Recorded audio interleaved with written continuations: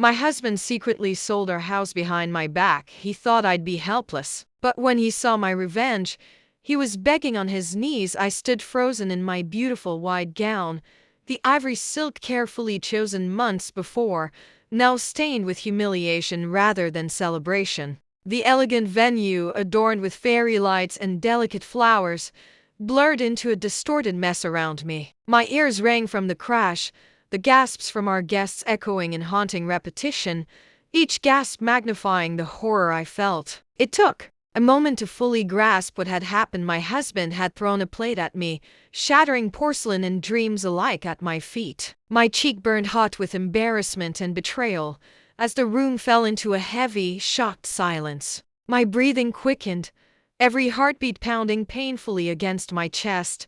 The joy I'd imagined on this special day twisted cruelly into humiliation. Everything blurred, my eyes searching for understanding among the faces around me. Familiar gazes avoided mine, awkwardly averting their eyes, the silent judgment palpable. A wave of nausea swept over me as my legs weakened, threatening to collapse beneath me. My mind raced. How could this happen today of all days? I saw the stunned expressions of friends, the confused whispers of relatives. Each face I had smiled at earlier in happiness was now distorted with pity, their quiet murmurs punctuating my shame. My father's concerned eyes locked onto mine, pain and disbelief evident in his gaze. My mother's trembling hands covering her mouth, unable to utter a single comforting word.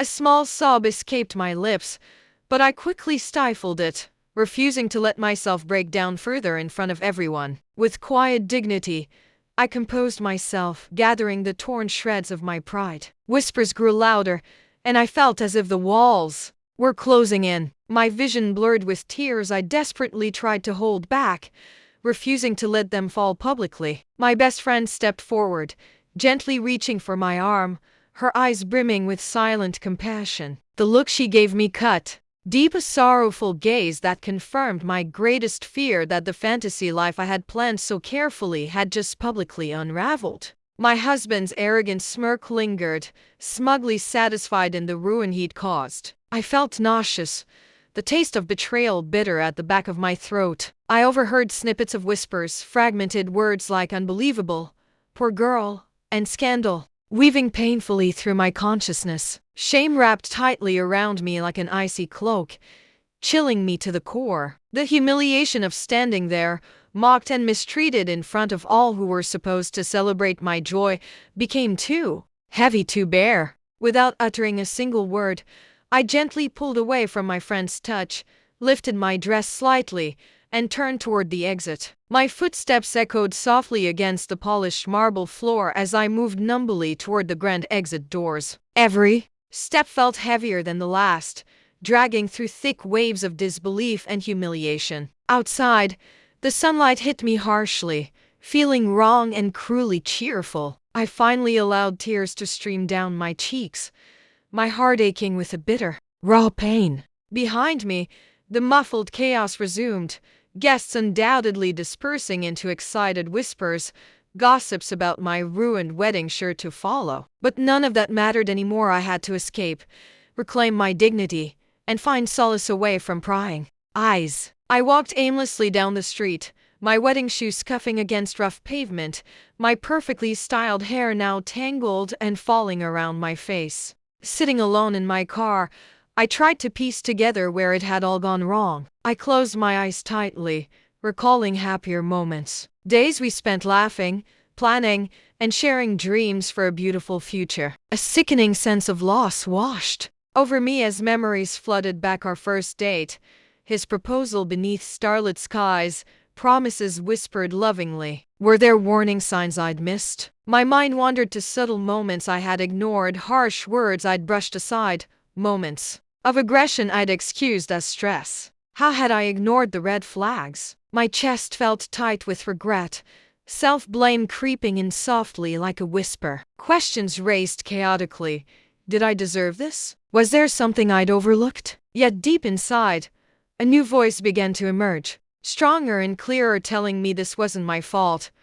This wasn't love, and I needed to stop blaming myself. The evening came quickly, shadows stretching long across empty streets. Alone, still clad in my ruined dress, I summoned a strength I didn't know I had. Breathing deeply, I wiped my tears and straightened my spine. This moment wasn't the end far from it. It marked a turning point, the awakening of strength and courage that I'd forgotten existed within me. A quiet resolve began to build slowly, steadily. I made a silent vow, speaking softly but firmly to myself.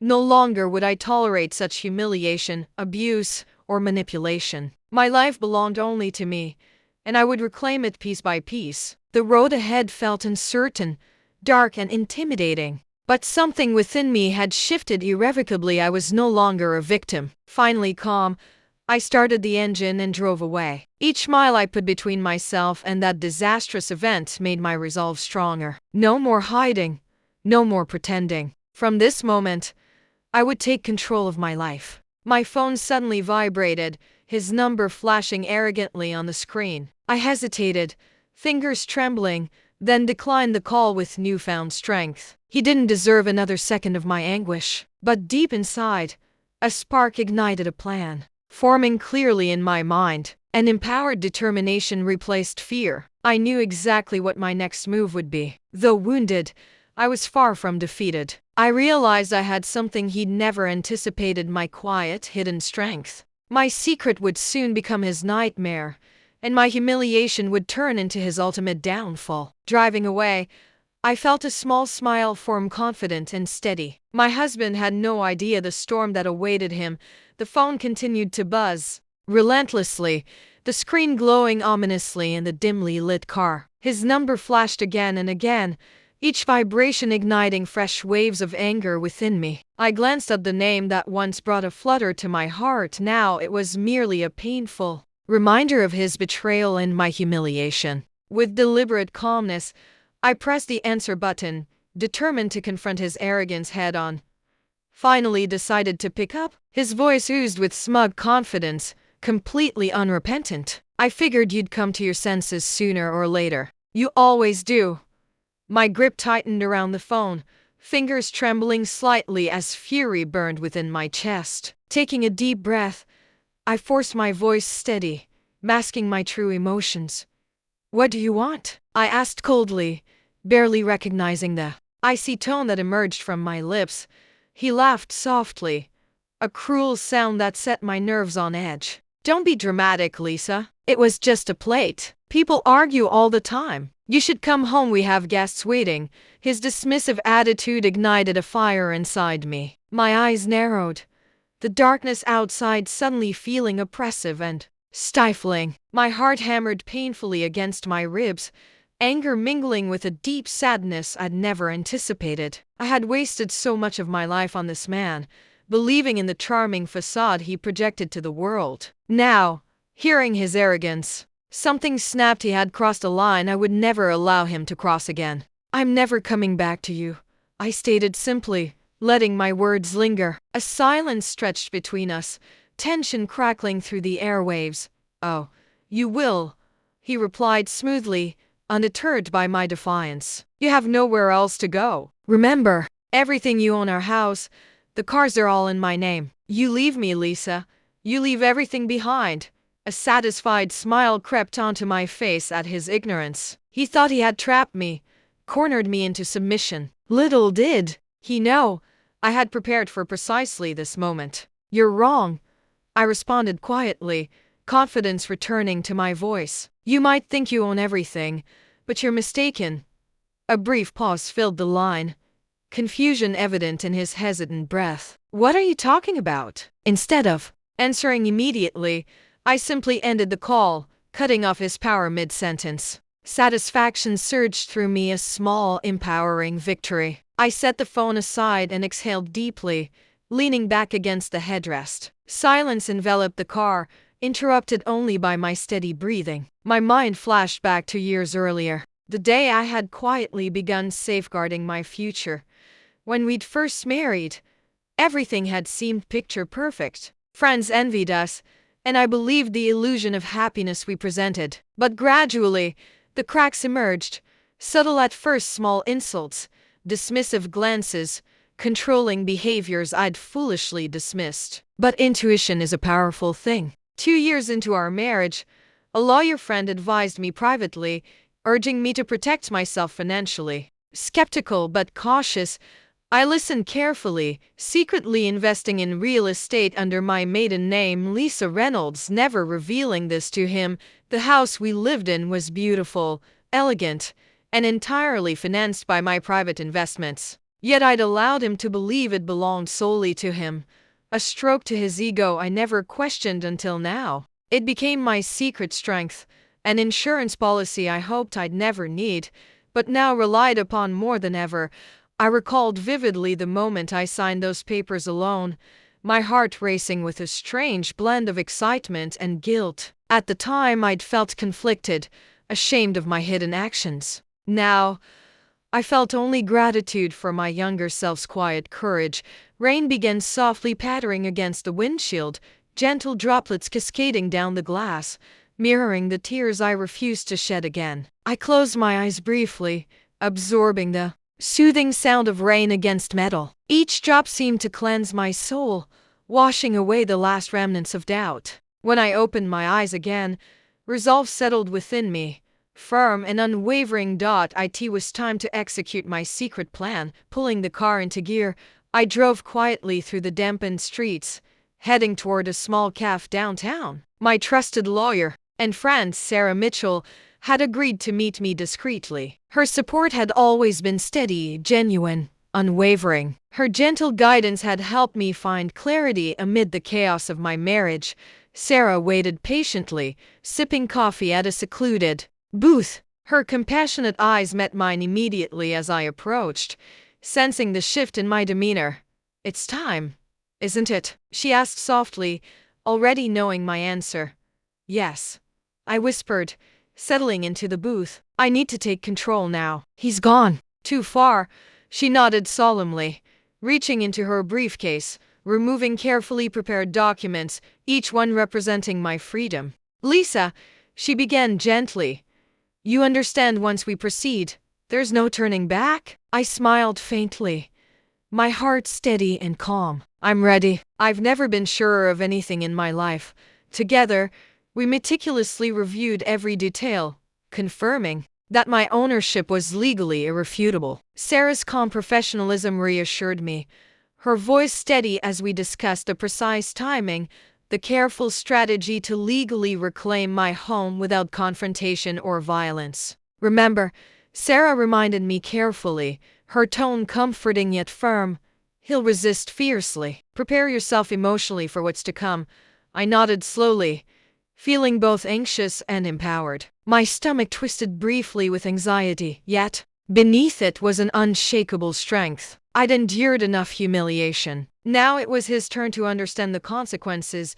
Driving away from our meeting, my phone buzzed again. This time, I confidently ignored it, no longer controlled by his arrogance or threats. His messages became increasingly frantic, each unanswered call stripping away more of his dominance, tilting the power firmly into my hands. Returning to a hotel for the night, I walked through the quiet lobby, exhaustion finally settling into my bones. In my room, I sat silently near the window, gazing at the glowing lights below, feeling profoundly changed. Outside, the city carried on, unaware of my silent victory, my quiet rebellion. Tomorrow, I knew, would bring confrontation, battles of will, legal maneuverings. But tonight, alone in that peaceful solitude, I savored the quiet strength I'd reclaimed. No longer trapped, no longer afraid, no longer bound by false loyalty. I'd finally awakened, stronger than ever before, ready to claim the life that had always rightfully belonged to me. His arrogance had sparked my awakening, but my secret plan would extinguish his cruelty once and for all. The morning air was crisp. As I stood outside the courthouse, the chill biting at my skin, but I barely felt it. My fingers gripped the folder containing the legal documents that would shift everything in my favor. This was the moment I had been waiting for, the day I reclaimed what was rightfully mine. After years of his arrogance, manipulation, and control, I was finally standing on solid ground, prepared to face him without fear. I inhaled deeply, steadying my nerves before stepping inside. The marble floors gleamed under the fluorescent lighting, the polished surface reflecting the distorted reality I had lived in for so long. Today, that illusion would shatter. Sarah, my lawyer, greeted me with a reassuring nod. She had seen cases like mine before, women rebuilding themselves after being crushed by the weight of a toxic relationship. But my case was different. I wasn't walking away empty-handed. I wasn't retreating in silence. I was taking back what was mine, and I would watch him crumble in the process. "Are you ready?" she asked, flipping through the documents one last time. I met her gaze, determination tightening my jaw. More than ever. We didn't have to wait long. A few minutes later, the heavy doors swung open, and he entered the courthouse, flanked by his own attorney. He carried himself with the same smug arrogance, the self-assurance of a man who still believed he held all the cards. His tailored suit was crisp, his expression unreadable, but I caught the slight tension in his movements, the way his fingers tapped restlessly against his thigh. Good. He was nervous. His eyes met mine across the hallway, dark and filled with something unreadable. Then, slowly, a smirk curled on his lips. "Lisa," he greeted smoothly, as if this were just another business deal, another minor inconvenience in his otherwise perfect world. I didn't answer. I simply turned away, refusing to give him the satisfaction of engaging in his games.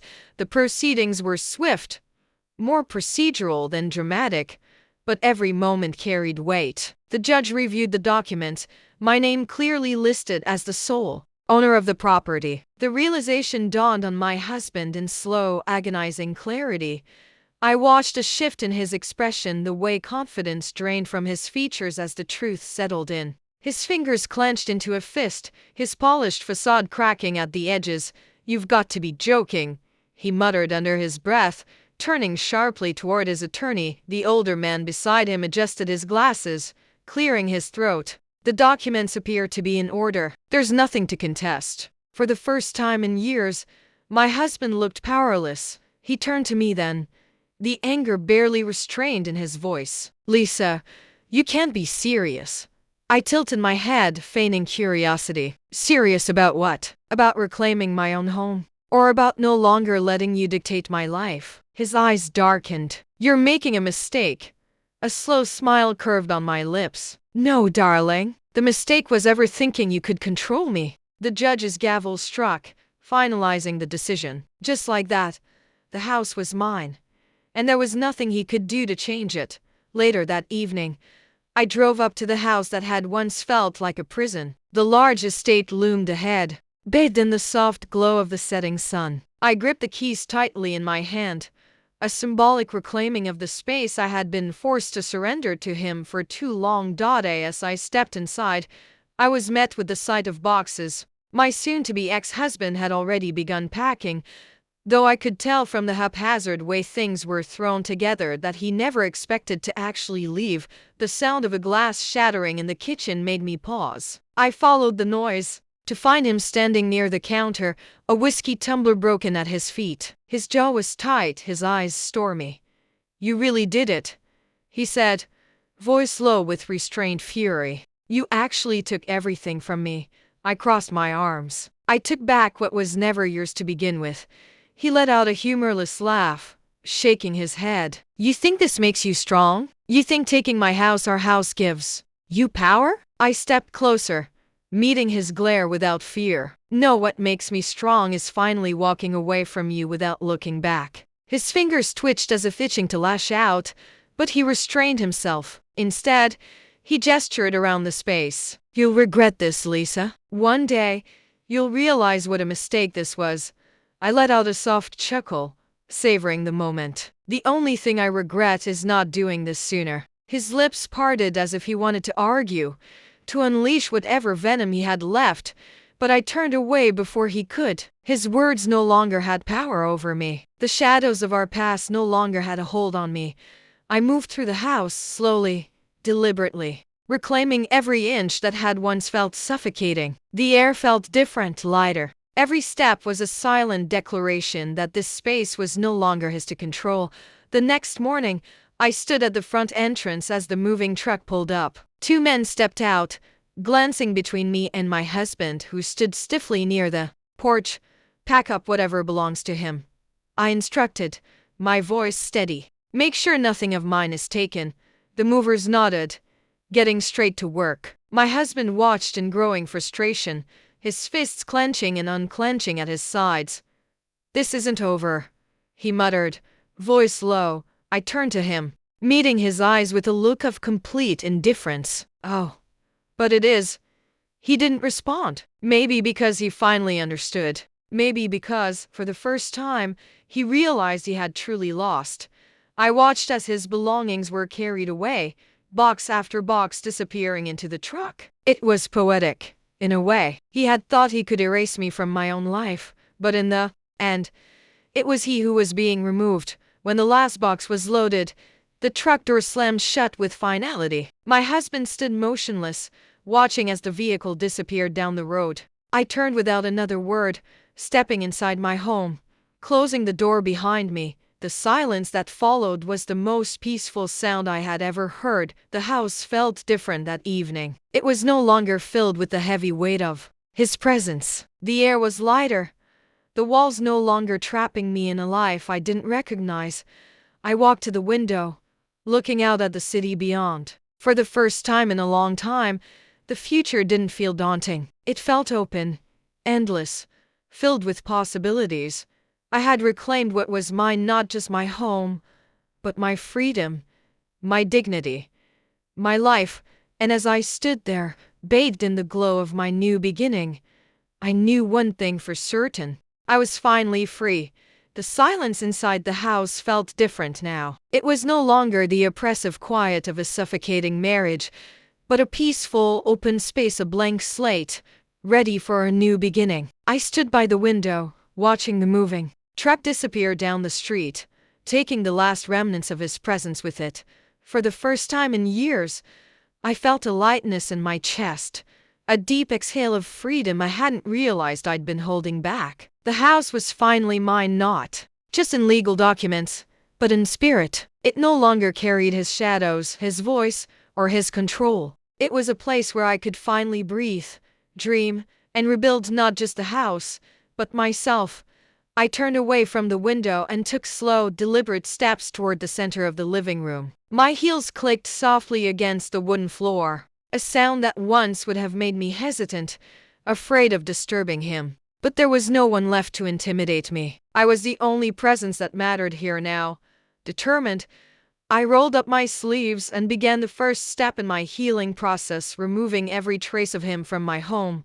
The first thing to go was the couch, the expensive leather one he had insisted on, the one he never let me pick out. I had always hated how cold it felt, how it never invited warmth or comfort. It was a perfect symbol of him, impressive on the outside, but empty inside. Without hesitation, I called a charity organization to arrange for its pickup. By evening, it was gone, replaced with the idea of something new, something chosen entirely by me. Room by room, I stripped away his influence. His leftover clothes went into black trash bags. His framed certificates, boasts of his self-importance, were dumped in a storage box and shoved into the garage. The minimalist, cold decor he had favored was gradually replaced with soft textures, warm colors, and furniture that made me feel at home. I had never realized how much of myself I had sacrificed to fit into his world. I had bent, adjusted, and dimmed my own light just to accommodate his overwhelming presence. But now, standing in my transformed space, I began to recognize myself again. With each piece of furniture I removed, with each candle and flower vase I placed, I felt a piece of myself returning, like long-lost puzzle pieces falling back into place. It wasn't just a house that needed rebuilding. I did too, for years. My life had revolved around his needs, his moods, his ambitions. I had forgotten the sound of my own thoughts, my own desires. Now, with nothing holding me back, I had the terrifying yet exhilarating task of figuring out who I was without him. One morning, as sunlight spilled into my kitchen, I pulled out a notebook and wrote a simple question at the top of the page. What do I want? At first, The answers didn't come easily. I was so used to thinking in terms of what would please him, what would avoid conflict, what would make him proud. But as I sat there, slowly sipping my coffee, I allowed myself to dream in a way I hadn't in years. I wrote down everything that came to mind: big dreams, small desires, things I had neglected. Travel, painting, dancing in the kitchen without fear of judgment, cooking meals without worrying if they met his impossible standards, sleeping in on weekends without his sharp comments about laziness, hosting friends in a house filled with laughter instead of tension. Bit by bit, I was reclaiming my own voice. I signed up for a painting class at the local art center, something I had always wanted to do but never had the time or approval for. I reconnected with old friends, people I had drifted away from when my world had revolved around my husband. The first time I met them for coffee, I was nervous, expecting judgment or pity. Instead, I was met with warm embraces, genuine joy at seeing me, and one simple but powerful statement from my best friend: "We've been waiting for you to come back to yourself." One evening, as I lit candles and curled up on my own couch, the one I had picked out, a sharp knock at the door startled me. My heart leapt, a residual habit of anxiety gripping me for a brief moment. I walked to the door, already sensing who it was. I opened it to find him standing there, disheveled and unshaven, his once pristine arrogance chipped away. "Lisa," he said, his voice softer than I had ever heard it. "Can we talk?" I tilted my head, observing him. The man who had once loomed over me, dictating every part of my life, now looked smaller and sure. He had never expected me to walk away. He had never imagined a world where I existed beyond his control. "There's nothing left to say," I replied calmly, stepping back. His eyes flickered with something: regret, anger, desperation. I didn't care to analyze it. "I messed up," he admitted, swallowing hard. "I didn't think you'd actually leave." I held up a hand, stopping him mid-sentence. "I did leave, and I'm not looking back." For the first time in my life, I watched as he struggled for words. I didn't feel anger. I didn't feel pity. I felt nothing but the quiet, undeniable truth that I had moved beyond him. "Goodbye," I said simply, closing the door, and just like that, the final thread binding me to my past was severed. The following weekend, I threw a small gathering at my house, a real housewarming, this time on my own terms. My friends filled the space with laughter, music, and the kind of warmth that had been missing for too long. At one point, as I stepped back to take it all in, I realized something profound. I was happy, not just relieved, not just healing, but truly, deeply happy. As the evening stretched on, I found myself dancing barefoot in my living room, twirling freely, light as air. Someone snapped a picture, and when I saw it later, I barely recognized the woman in the frame. She was glowing, vibrant, alive. She was me, the woman I was always meant to be.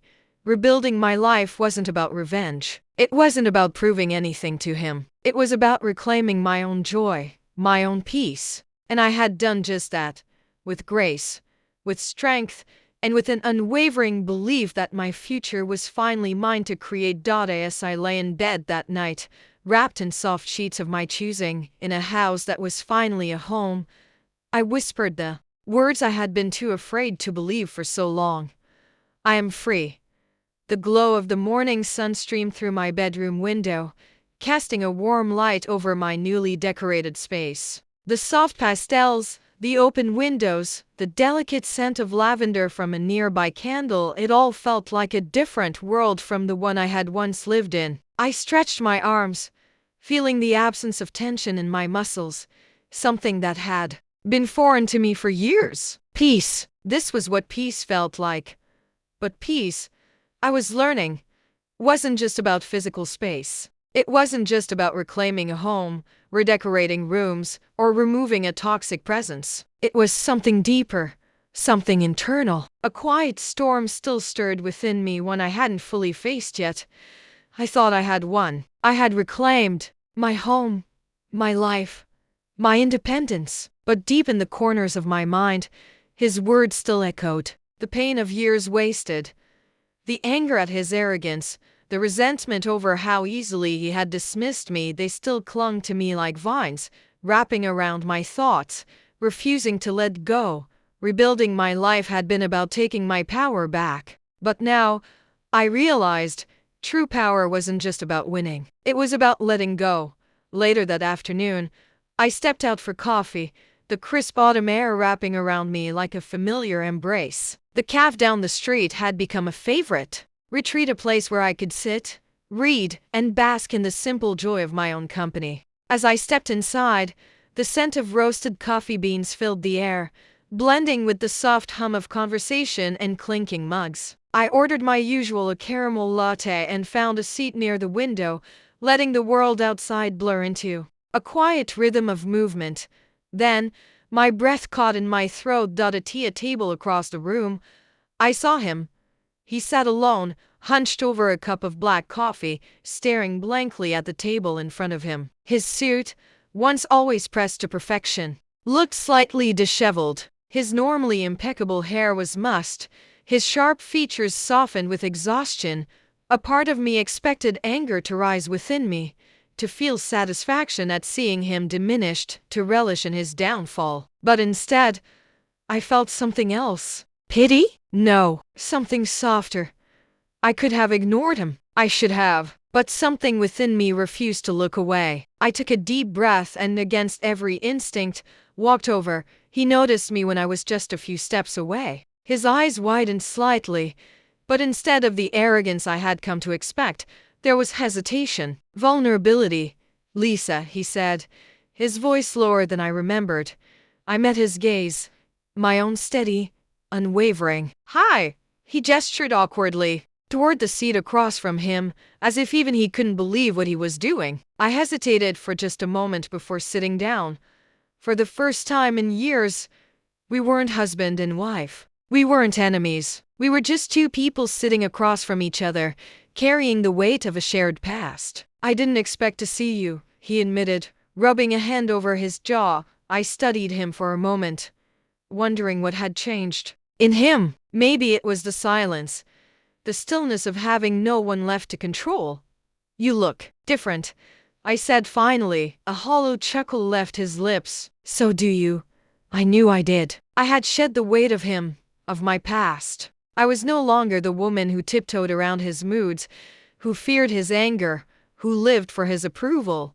We sat in silence for a long moment before he spoke again. "I messed up," he admitted, the words coming slower, heavier. "I know you don't owe me anything, but I need you to hear that." I studied him carefully, trying to decipher his words, his tone, his intent. "And what exactly did you mess up?" I asked, my voice calm but firm. His eyes flickered with something unreadable. "Everything. For a long time I had wanted this, a confession, an apology, acknowledgement of the years of pain he had inflicted upon me. But now that I had it, it didn't feel as victorious as I had once imagined. Because I had already won. I had already freed myself. "I don't hate you," I said finally, watching as he blinked in surprise. "I did, for a long time, but not anymore." His lips parted slightly, as if my words had stunned him. "I'm not saying what you did was okay," I continued, my tone unwavering, "but I refuse to carry it anymore. You have to live with it, not me." His fingers tapped against the table, a nervous habit I had once despised. But now, I only saw a man who had lost everything and was finally realizing it.